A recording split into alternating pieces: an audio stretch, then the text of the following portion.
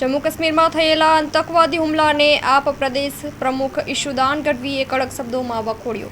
આમ આદમી પાર્ટીના ગુજરાત પ્રદેશ પ્રમુખ ઈશુદાન ગઢવીએ જમ્મુ કાશ્મીરમાં થયેલા આતંકવાદી હુમલાને વખોડ્યો હતો અને જણાવ્યું હતું કે જમ્મુ કાશ્મીર પહેલગામ ગામમાં આતંકવાદીઓએ કાયરતાપૂર્વક કામ કર્યું, ટુરિસ્ટો પર ઘાતકી હુમલો કર્યો, 26 જેટલા નિર્દોષ લોકોએ પોતાના જીવ ગુમાવ્યા।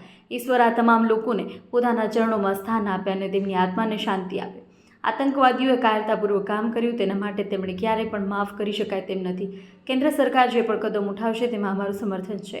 ઘટનામાં સુરત અને ભાવનગરમાં પણ 3 ટુરિસ્ટોના મોત થયા છે। તેમને પણ ભગવાન પોતાના ચરણોમાં સ્થાન આપે, તેમના પરિવારને દુઃખદ સમયમાં દુઃખ સહન કરવાની શક્તિ આપે તેવી પ્રાર્થના કરીએ છીએ। આમ આદમી પાર્ટી સુરત અને ભાવનગરની ટીમ પરિવાર સાથે પોતાની સંવેદના વ્યક્ત કરવા માટે તેમના ઘરે જઈ રહ્યા છે। આતંકવાદીઓએ જે કાયરતાપૂર્ણ કામ કર્યું છે તેના જવાબમાં હવે એક્શન લેવાનો સમય આવી ગયો છે, માટે કેન્દ્ર સરકાર કડકમાં કડક પગલાં લઈને કેન્દ્ર સરકારના તમામ પગલાંમાં આમ આદમી પાર્ટીનું પૂરું સમર્થન હશે। અહેવાલમાં ન્યૂઝ મંગુરામ વર્મા, સુરત।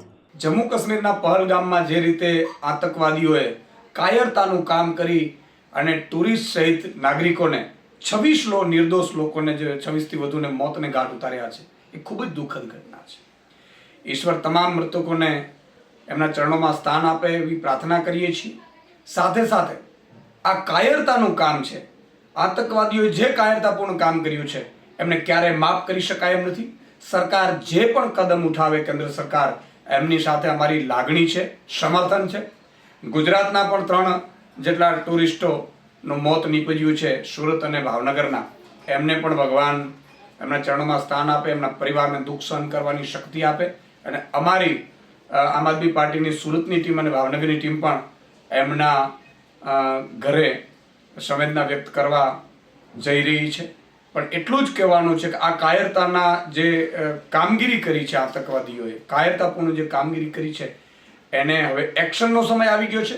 કેન્દ્ર સરકાર ઠોસ કદમ ઉઠાવે અને કેન્દ્ર સરકારના દરેક કદમની સાથે આમ આદમી પાર્ટી અને એમનું આખું સમર્થન છે।